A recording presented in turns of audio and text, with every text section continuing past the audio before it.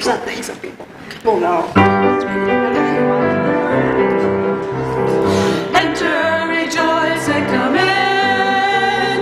Enter, rejoice, and come in. Today will be a joyful day. Enter, rejoice, and come in. Don't be afraid of the song. Open your ears to the song. Today will be a joyful day. Enter, rejoice, and come in. Open your hearts, everyone. Open your hearts, everyone. Today will be a joyful day. Enter, rejoice, and come in. Don't be afraid of some change. Don't be afraid of some change. Today will be a joyful day. Enter, rejoice, and come in. Enter, rejoice, and come in. Enter, rejoice, and come in. Today will be a joyful day. Enter, rejoice, and come in.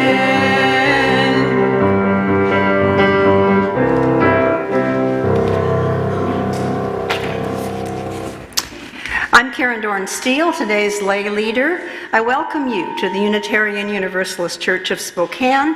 Whether you're in the sanctuary with us or watching online, it's here that we join together to create a nourishing liberal religious home with a message to champion justice, diversity, and environmental stewardship in the wider world, or as we say more briefly, to create community, find meaning, and work for justice.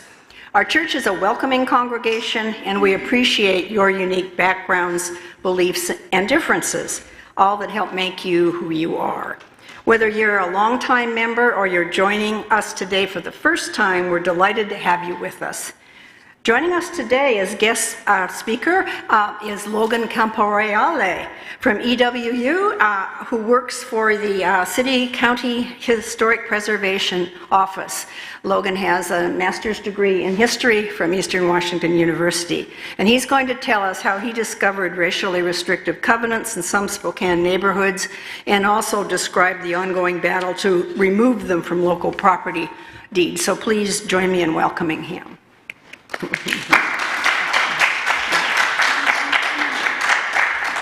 And now please take a few moments to greet one another. Try to find somebody you haven't met before, say hello to them. And for those joining us remotely, please reach out by text or FaceTime with your greetings.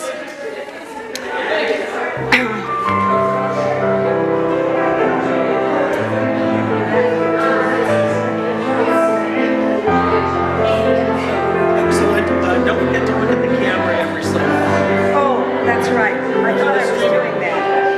I was doing that. I couldn't see what you were. Right. You were looking around at everybody when I was Right, exactly. Because Todd definitely does that. I know he does, yeah, exactly. Yeah, okay, I'll remember that.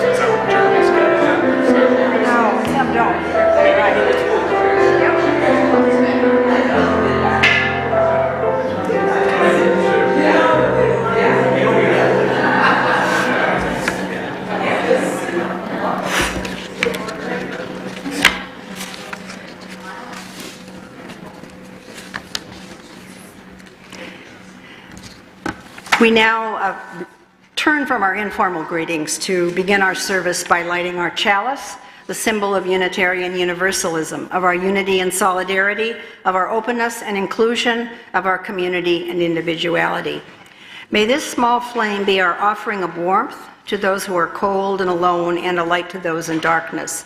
May it be a flame that ignites justice in our world and a beacon of hope to those in need. And may it reflect at least a spark of truth wherever truth has been lost, and cast a healthy shadow of doubt where it has been found.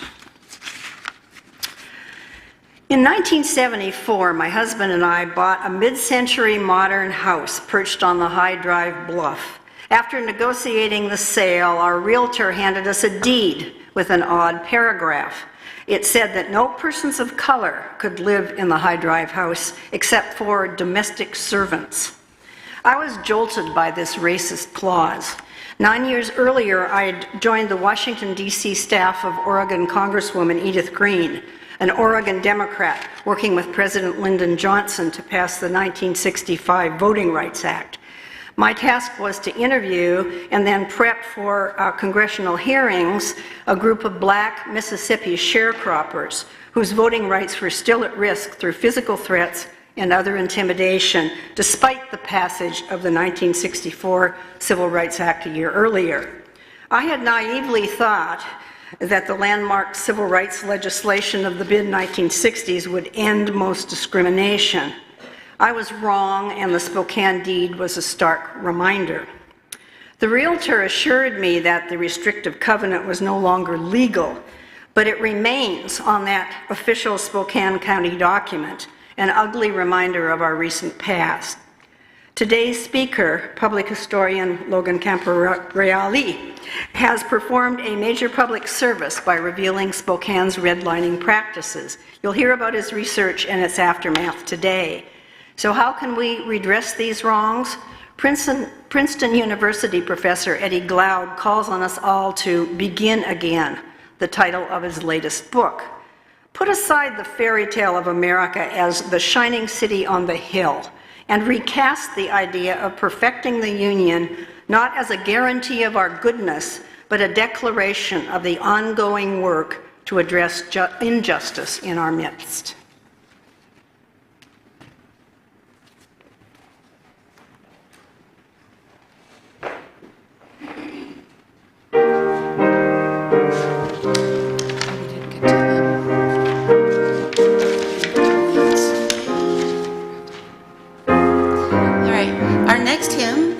Is number 318, We Would Be One. Please stand as you're willing and able.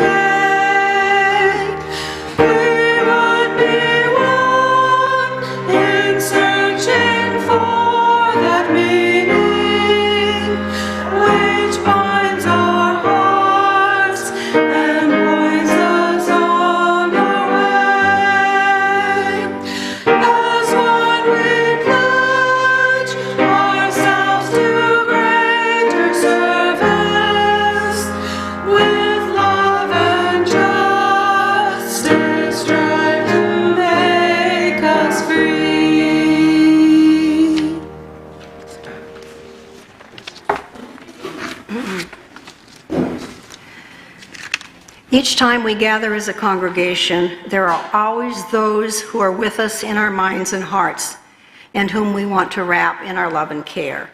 We light a candle this morning for them. We also honor the people of Ukraine and the families who recently lost loved ones to mass shootings. And after the shocking annulment of women's reproductive rights by the Supreme Court last Friday, we mourn the first loss of a long-established constitutional right in our country's 246-year history. Let us share a moment in silence, embracing others who are here in our hearts this morning. You are welcome to say their names, those named aloud and those remembered in the silence we hold in our community of compassion.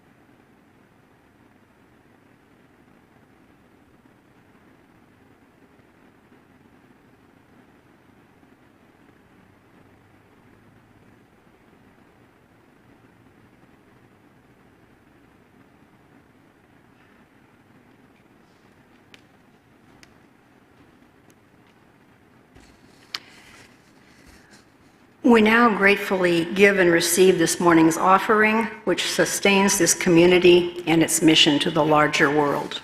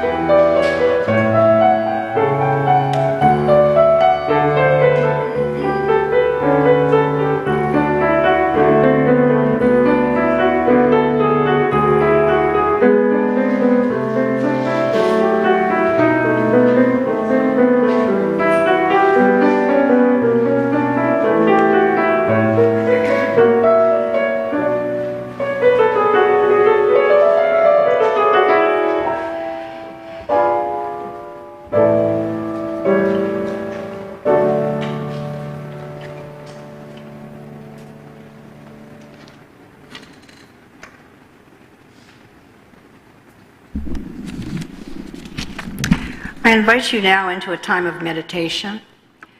Make yourselves comfortable. Close your eyes. Breathe deeply and reflect on these words from Mohandas Gandhi. The future depends on what we do in the present. It is possible to live in peace.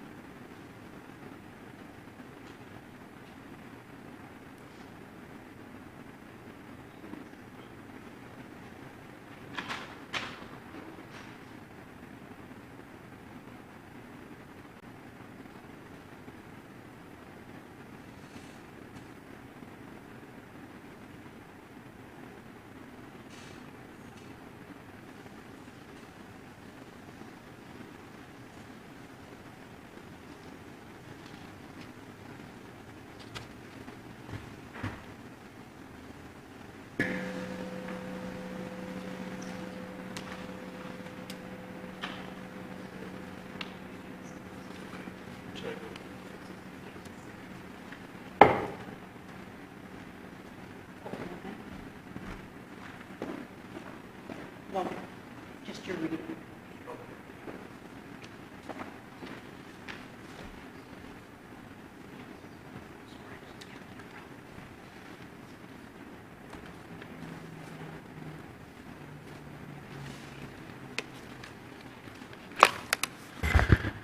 morning, everyone. Like Karen said, my name is Logan Camporeale, and I'm going to start us with a reading on my topic. And I'm going to read from Karl Maxey, A Fighting Life by Jim Kirshner. Maybe you've read it before, but that's where I'm going to go from. Maybe.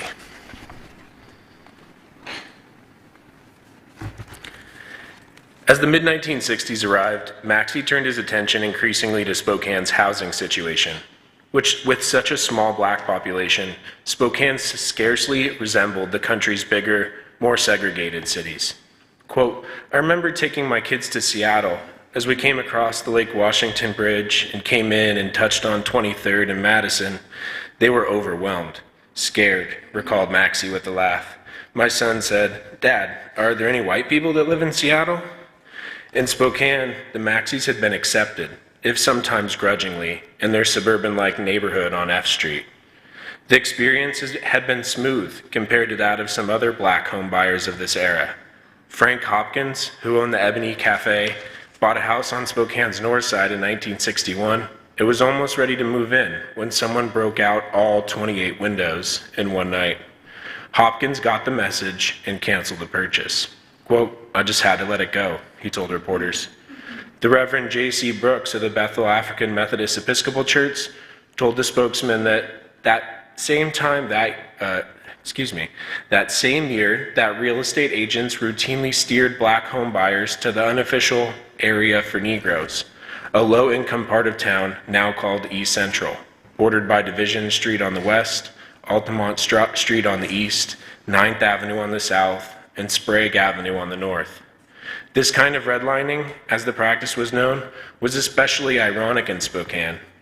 The city had been settled in its early years with the Western pioneer openness. Quote, "The funny thing is, the original 300 black pioneers, they lived all over Spokane," said Maxey, when he looked back on this issue years later. The dominant number lived in the East Side area, but by far, it couldn't be said it was just one area. He cited as an example the widow he lived with during his high school years at West 917 Shannon in the mostly white North Side. But introducing new black families into established white neighborhoods, that was a thornier issue altogether. Generally, this de facto segregation was enforced by what longtime black resident Alfonso Hill called a gentleman's agreement type of thing. Hill said that there were a lot of places the realtors wouldn't take you. As far as the South Hill, forget it. The redlining often went beyond a gentleman's agreement. Sometimes the policy was written in black and white. A 1940s Spokane Valley Code of Ethics for real estate agents, adapted from the National Code, read, quote, "A realtor should never be instrumental in introducing into a neighborhood any race or nationality or any persons whose presence will be detrimental to property values in that neighborhood." Redlining was not only encouraged, it was considered the ethical thing to do.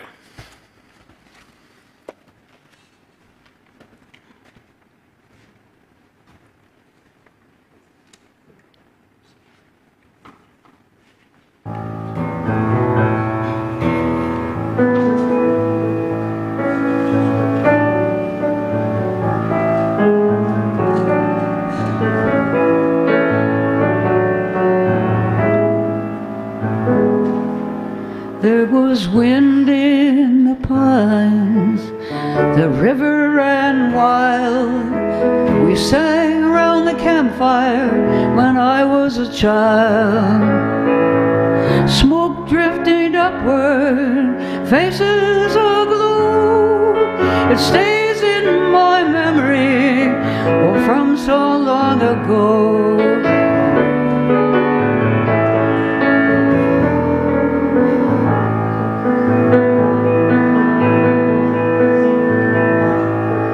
I realize this picture may need a rundown, only one people were there on the ground. Whites only zones still arise all the time. Bigotry remains an American crime.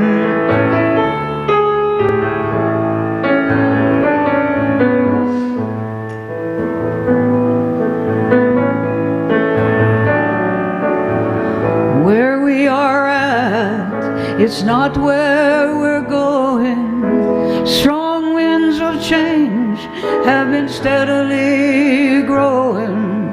The fight for equality will gain what we lack. Justice for all that can stay on the track.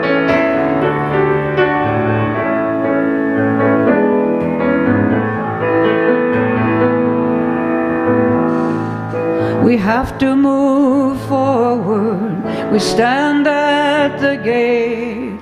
Let justice shut down the engine of hate. Unless we're together, black, brown, and white, it's Armageddon for sure. We'll be gone in the night.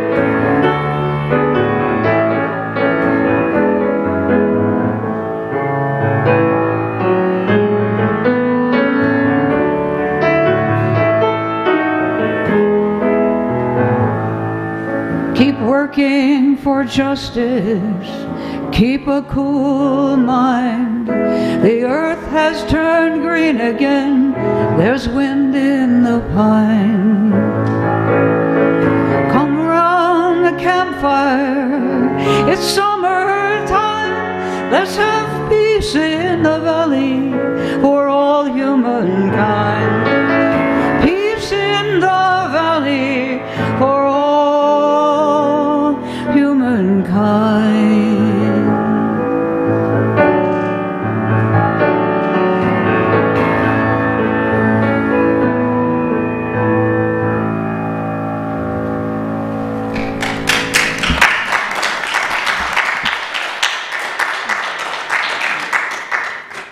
Thank you so much, Pam. That was very powerful and needed. There's a message of hope in there as well. And now Logan Camporeale.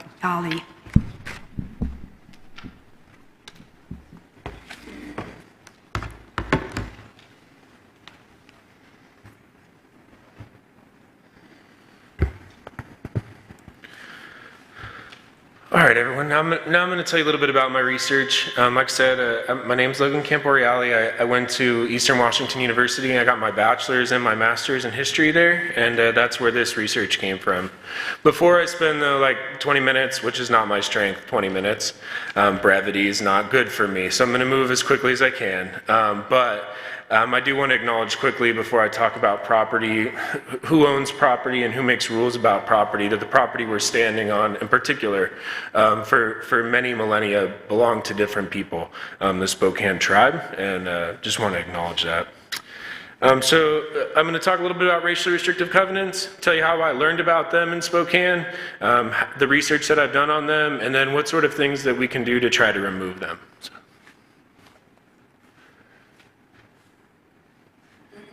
Here we go. So when I was in grad school, I worked at this beautiful building. It's the Eastern Region branch of the Washington State Archives. And when I was there, I mostly just answered reference questions. So people called looking for documents, and I tried to provide them access to them. So one day I got a call from a lady, and she was trying to put in a fence. She said, I just recently moved in this neighborhood. I want to put in a nice white fence, and my neighbors are telling me I can't because we have a covenant in our neighborhood that says no fences. So we asked her what neighborhood she lived in, and we went and found the document. And fortunately for her, there was nothing about fences, so she was good to build her fence. But unfortunately, as we were reading through, we noticed a more insidious and unfortunate clause in the covenant.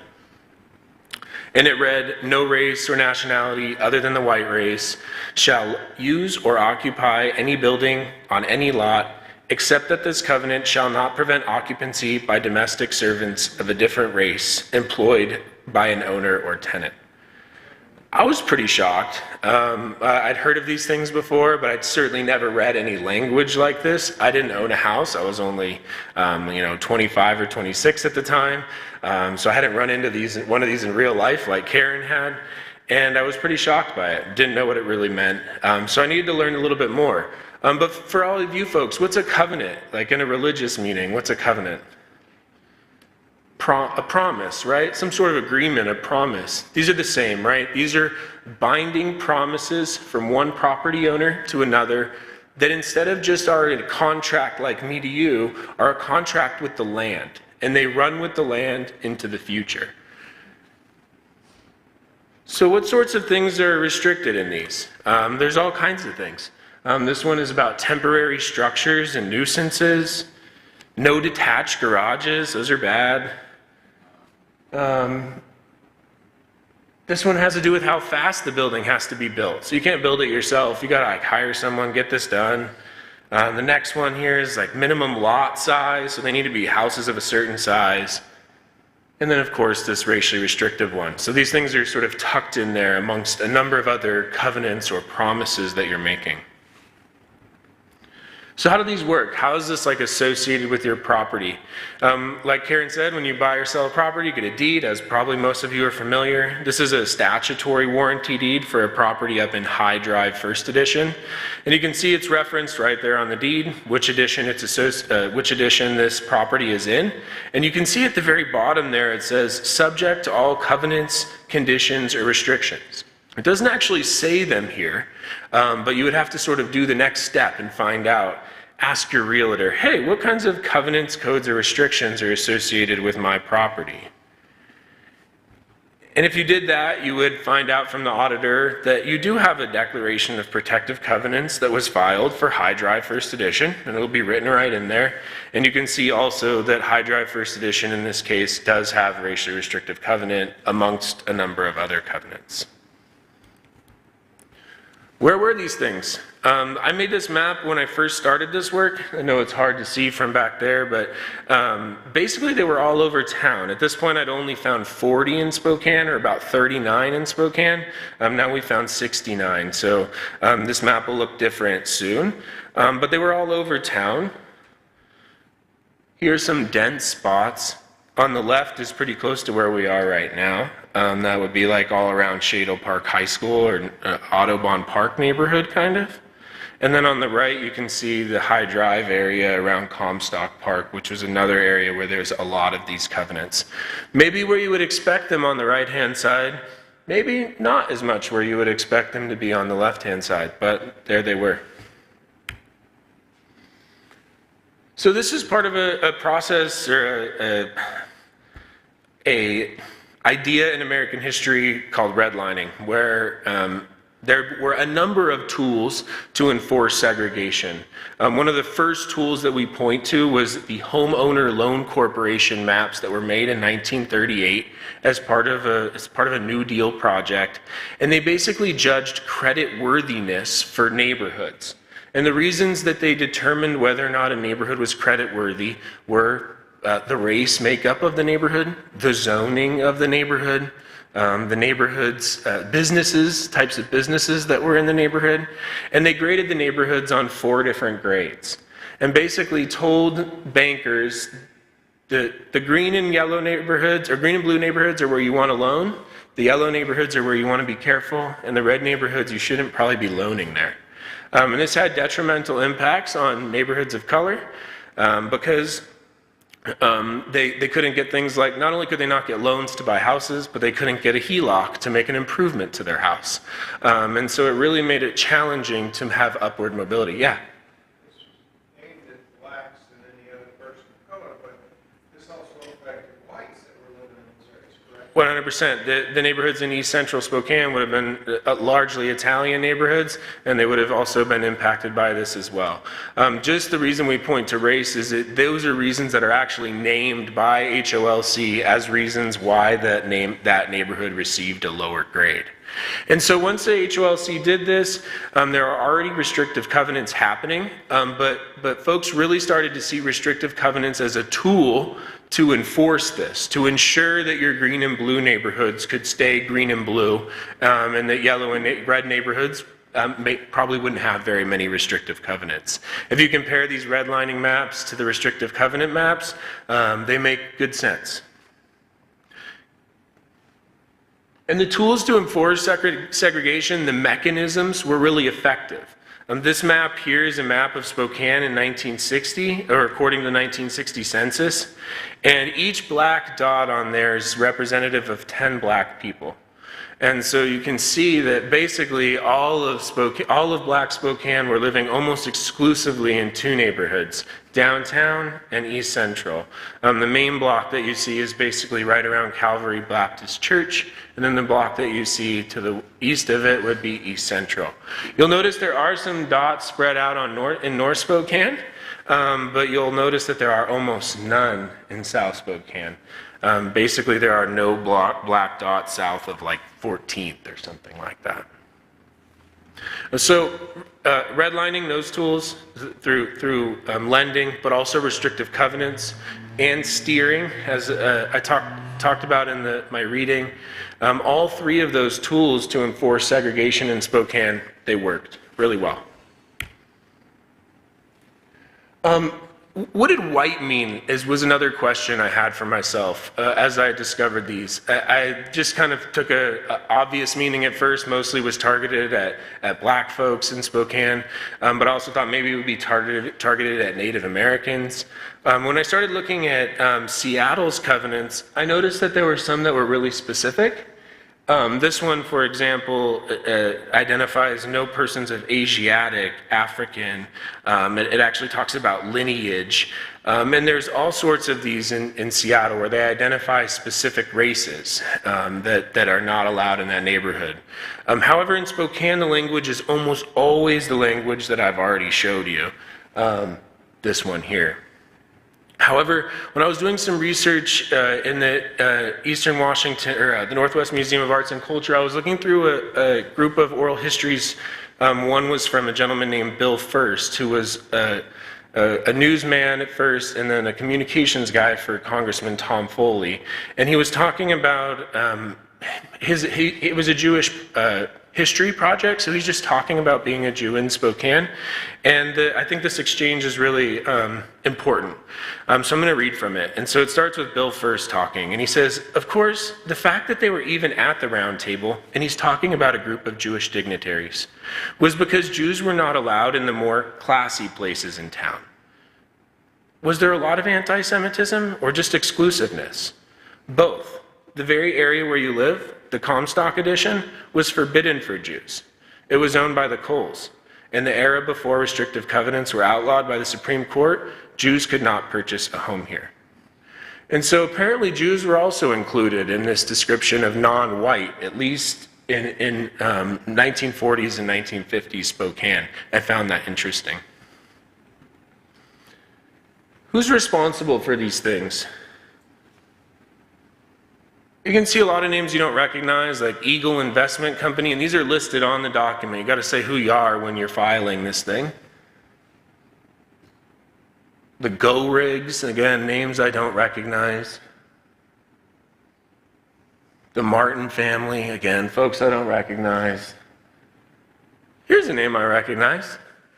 William H. Coles Jr. You guys probably know that name too, right? Here he is. The second now, because there's a third. He's the publisher, or was the publisher, of the Spokesman Review. And him and his family developed at least 5 neighborhoods where they put racially restrictive covenants in place. And most of the ones that they developed, they did after they were invalidated by the United States Supreme Court. So some Spokane power brokers here were segregationists, apparently. How about this guy? Does anybody know this guy? Nobody? This guy his name was Wayne Guthrie, and he was a 3-time city councilman in Spokane, and he ran for mayor, I think 3 times, 73, 77, and 81. Fortunately, he lost all 3 times, but he was a segregationist. He lost also to In his last campaign, he lost to Spokane's only black mayor, Jim Chase, so sort of a little bit of poetic justice. And he lost like 75% to 25%, which is pretty awesome. But he was not only a segregationist, he put at least 4 or 5 of these in place, and he's one of the earlier developers to be doing it. But he was also a homophobe. One time he said that Spokane was, quote, not the place for homosexuals after there was a drag ball downtown. He did eventually back down after public outcry. But these are Spokane's power brokers, folks who are running for mayor. Oh, could you click it one more time? Folks who are running for mayor, folks who published the newspaper, property developers, one of the largest landowners in the entire county. These were folks who were putting these racially restrictive covenants in place. Also regular folks like the Gowergs and the Martins, who we don't know. But it's important to note that these were powerful people. So how did this happen? How do we have these restrictive covenants? Why did this tool become popular? And I'm not going to dive into these because I got to move quick, but basically there's 3 main Supreme Court decisions. Before 1917, cities could have ordinances that told folks, or basically segregated the city on their own. Said black folks can only live in Ward 1 or only in Council District 2. In 1917, that was struck down in this first Supreme Court decision. In 1926, folks had already started using restrictive covenants, and they had already been using them for other things, so they inserted their race provision in there. And by 1926, a case had already made it to the Supreme Court, whether or not these restrictive covenants were good or not. And the court ruled that they were a legitimate way to enforce segregation. Because it was a civil matter, it wasn't the state doing it, it was okay. Somehow, just 22 years later, we're talking about a Supreme Court decision that changed its mind. This one's going the right way, though. But just 22 years later, the court changed its mind and said, we got it wrong in 26. This actually is a violation of the 14th Amendment, and the state cannot be enforcing segregation, whether it's in civil court or elsewhere. It's using a system of the courts, and therefore it's inappropriate. So at this point, these were deemed void and unenforceable. However, like Karen said, even after 64, it felt like these things didn't have traction, these movements. And according to Karl Maxey, it's not until 1968, with the passage of the Fair Housing Act, that there's actually ground to stand on. And Maxey can actually start suing people for void of contract and things like that, and is able to use the legal system to enforce a 20-year-old Supreme Court decision, basically. So I'm going to talk a little bit about removing covenants. That's what they are and how we got them. What about removing them? So once I found out we had them, that was like my first question. I'm supposed to be a historian, but I also am politically active. I care about things. My first question is how do we remove these things, and why haven't they been removed? And so I just started trying to figure out what was the best way to move forward on this. And fortunately, this guy wanted to write about it. He decided that he wanted to do a piece in the paper, and it got on the front page, and it brought a lot of attention to the fact that we had these things. Folks in Spokane had sort of forgotten about this or never knew about it and assumed that sort of segregation, where it's actually written down, didn't happen here. It actually made a lot of people really mad. These are some Facebook comments of people responding to me or to the newspaper. I won't leave them up there too long because they're mean. But this is the kind of thing, the kind of response you get when you tell people that there's this history. Not from everybody, but from a lot of people. But again, getting the word out was important. I had to deal with some hate mail and some grumpy comments, but getting the word out was really important. After the newspaper article was published, I met this gentleman, Rick Eichstadt, who at the time was with the Center for Justice and then was with Gonzaga University. Now he's doing something different. But he decided that he wanted to try to support this if somebody wanted to remove them. As far as we knew, there were some remedies to remove these covenants, but nobody had really ever tried. And so Rick basically committed that he was willing to try to do that. So what are the remedies in Washington? First, in 1969, right after the Fair Housing Act, the state passed its own version, slightly stronger, and and also passed another bill, Senate Bill 378, which basically said that real estate agents couldn't prejudice on the basis of race. And in fact, that bill passed in the legislature, but the Realtors Association, they sponsored a referendum to overturn it. And actually, would you click it forward one? This was the referendum to overturn the real estate agent shall not discriminate. I've just coded each color, whether the county won or not. So green counties wanted real estate agents to be able to discriminate by race, and orange counties did not. But it failed, I think, 53% to 46%. So you can just see how polarizing this still was in 1968 or 69. Could you go back one for me? One more. Yeah, sorry. So, and then in 1987, the legislature actually passed a removal a law that said that you could remove these things. But as far as I know, nobody had ever done it. It had never been done until we finally found somebody who was willing, and his name was Alex May. I'll talk about him in a second. There's also been a law that was just passed last year, and I'll talk about that a little bit more in a second as well. How am I doing on time? Excellent. Okay, so yeah, one more. All right, so this is Alex May. Yeah, he lives up in one of those, I can't remember which one in specific, but one of the Coles editions up there. I think his is Comstock Park edition. And he wanted to remove his covenant. He reached out to me. He said, how do I do this? Is there a way to do it? I connected him with Rick, and Rick decided he would put his student interns on it. And so he got some student interns, and they filed a case in the court. And we thought it would be sort of simple. We filed for a declaratory judgment, which is things I don't even completely understand. But basically we were saying like, hey, just make the right decision, judge. This is obvious. Remove this thing, strike and remove like it says. But unfortunately the auditor put her hand up in that process and said, no, wait, they're asking us to do something that we can't do. You need to tell them no. And basically like filed like an injunction or something to try to stop this from happening. The court agreed with the auditor that she wasn't allowed to change documents, that she didn't have that authority. And so the case, we lost, sort of. Alex May lost. Fortunately, Alex was willing to appeal the case, and the case was appealed to the Eastern Division Washington State Appeals Court. I think it's Division 3, but I can't remember for sure. And the court heard arguments from both sides. The auditor stood by her argument, and some college students, law students, argued on the case on behalf of Alex May. And it was a split decision. Half the court agreed with the lower court, but one of the judges wrote a really compelling opinion saying, no, this is wrong. Strike and remove is pretty clear. This isn't complicated. You know how to use a Sharpie and strike something out. This isn't a hard concept. And wrote, the concurring opinion was about 7 pages, saying they agreed with the lower court, and the dissent was something like 25. It was very compelling, and I encourage you to read it. Can you move forward? Again, sorry. Here's sort of the auditor's take. They're offensive, those clauses, but they're part of history and they must remain. This is another one of her quotes, which I find to be really frustrating. You can pull down Confederate statues, but you can't change that the Battle of Bull Run occurred. In this case, this is our Battle of Bull Run.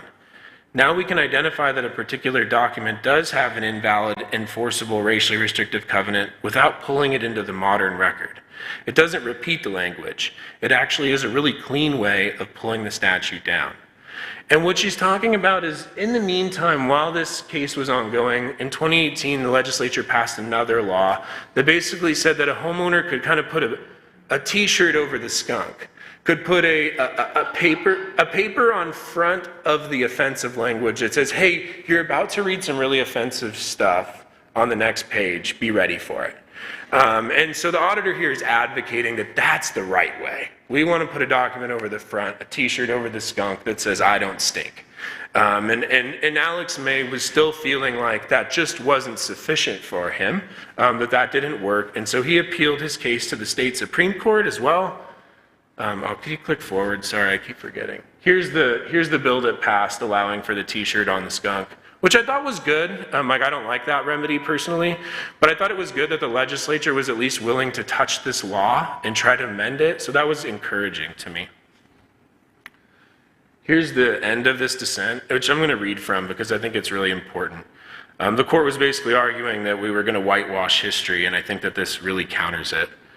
Contrary to the assertion of this court's majority, the loitering of racially restrictive covenants on file with the county auditor does not function as a beneficial historic record of ethnic intolerance in the United States. Eradicating auditor records of offensive covenants will not whitewash the ugly truth of American apartheid. Literature, including this dissent, will teach generations of our nation's children about property ownership restrictions that precluded those with darker skin tincture from full enjoyment of American prosperity and encaptured African Americans with an offense of belittling isolation. County auditor records do not serve as books in a library or as historic documents in a museum. County auditor pages function as a town square for real property transactions. The time has come to rip from the pages of official records white inscriptions of supremacy. The time has come to tear down monuments to slavery and racial segregation on display in this public square. And I think this really captured, and in a way I'd had trouble sometimes articulating to people why this wasn't whitewashing, why this wasn't erasing history. I think that this does a really good job articulating why there's plenty of record elsewhere, and that we can remove these public square documents, put them in an archive, and not have them encountered by folks when they buy and sell a property. Unfortunately, the Supreme Court didn't really agree with this, and they kind of like split the baby. And in the meantime, the legislature took up another law and sort of changed the process, tried to explain what it means to strike and remove, as if that needed more explanation. But they tried to explain that, and the Supreme Court pretty much pointed at the new law and said, do it like that now, do the new law. And so we haven't had anybody try the new law yet. Alex May hasn't brought his case yet again, so the Supreme Court told Alex May to go back to the lower court and try again. And I'm not sure if he's going to do that or not, or if somebody else might do it in the near future. The good news about that other bill that just passed, it created some money for us to try to search for covenants. And so we've been searching hard. We've been going to counties all over Eastern Washington. We have a team for Eastern Washington and Western Washington. And the legislature told us that we need to find all the racially restrictive covenants in the whole state. And then we need to notify the property owner of every one of them and let them know what remedies are available to them. And so there's a team at at UW and Eastern Washington University. And we, like I said, have been going from county to county searching for these things. The red counties are ones we haven't been to yet. Yellow counties, we've already been in the courthouse and searched for their records. And then blue counties are supposed to be providing us with digital records that we're going to search with like AI technology to try to find these records. So, so far, we've found 111 additions or subdivisions with covenants in Eastern Washington. I'm expecting it to be somewhere between 150 or 200 total. And you know, each addition and subdivision has a different amount of properties in it, but that could be as many as 10,000 properties. It could be as few as 4,000 or 5,000. We're not entirely sure yet. But they were sort of everywhere in Eastern Washington. We already know. We found them in 9 of the 20 counties, and I suspect that we'll find them in at least a few more. We do think some counties don't have them. For example, we didn't find any in Pend Oreille or Lincoln. Likely because there was no property development during that period in those counties. And so if there was no property development, there generally wasn't a need for restrictive covenants. So that's our status. There's 5 counties where we haven't even touched the surface yet because they're like way down there, Garfield, and then we still need to go to Okanagan County. So there's some far-flung counties we still have to go to. And in the end, we'll produce a website that includes a map where you can put in your address. It'll take you to your address and show you whether or not you have a covenant there. You'll be able to click on it. show you the language of the covenant, and then it'll also explain to you what you could do about it if you chose to. And then, like I said, we also are going to send letters to all these property owners. So if you do live in a property that has one, sometime in the next couple of years, you'll be getting a letter to your house that tells you that you have one of these and how you could address it. And so that's our charge from the state legislature. They gave us some money to do it, and hopefully they'll give us a little bit more during the next session. I think that was all I had. Yeah, and that's all I've got. I think I probably ran out of time, but I'm happy to answer a question or two if there is time.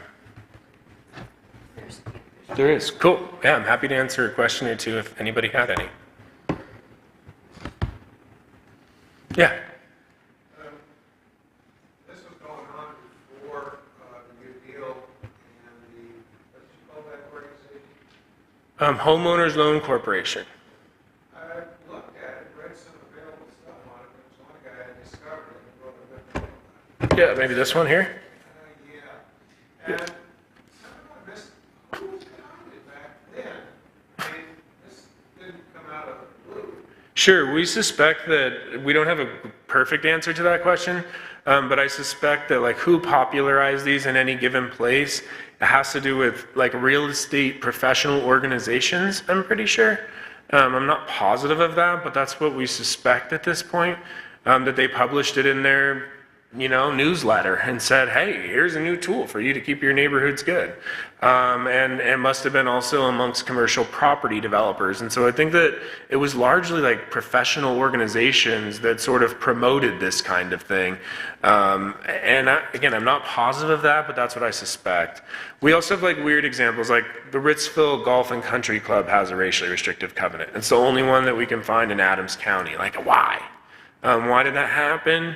Who was on the board who was like, yeah, this is a great idea, we're doing this in Spokane. Like, it's hard to understand exactly how it proliferates like that, but we suspect that there was definitely some impact from real estate and land title and these sorts of professional orgs that were basically pitching this as a new tool that you needed to use when you were developing property or selling property. So maybe just one or two people in the right place at the right time, and no one was watching the.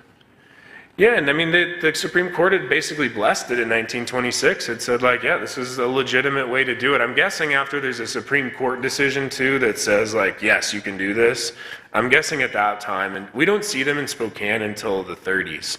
So, like, it took some time for them to get here. But obviously, there's already a case that had made it to the court in 26. So people were doing them in the 20s.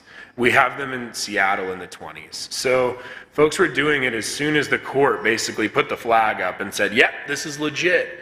I'm sure a lot of folks after that started doing it. And it took a while to slow down after the court said not to do it. Like I said, at least 5 of the restrictive covenants in Spokane were filed after the court's decision, some as late as 4 or 5 years later. And there's a ton of them filed right before the court made its decision and right after the court made its decision. Because just like we were all anticipating a court decision yesterday, they were anticipating that court decision. They knew it was coming, and they were filing their restrictive covenants for all their upcoming property developments, as sick as that sounds. Any other questions I could try to answer? Cool. I'll hang around after, too, if anybody wants to chat. Thank you for listening. Appreciate it.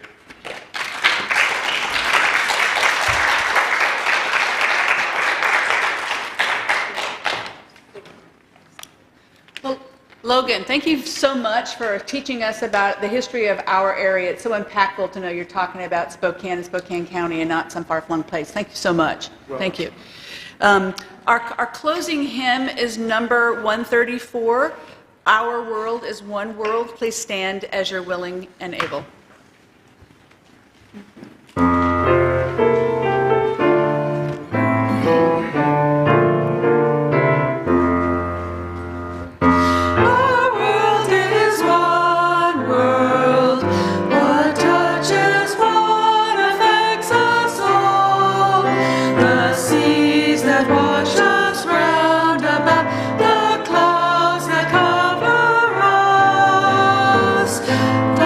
Rain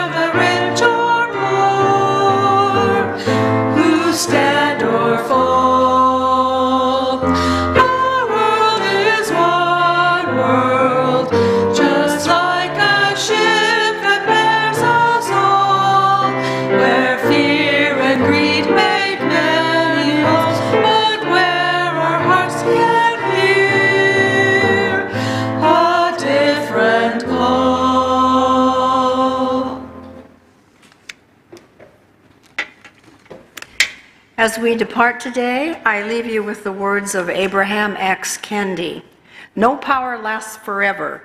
There will come a time when racist ideas no longer obstruct us from seeing the complex and utter abnormality of racial disparities. There will come a time. Maybe, just maybe, that time is now. Amen. Blessed be.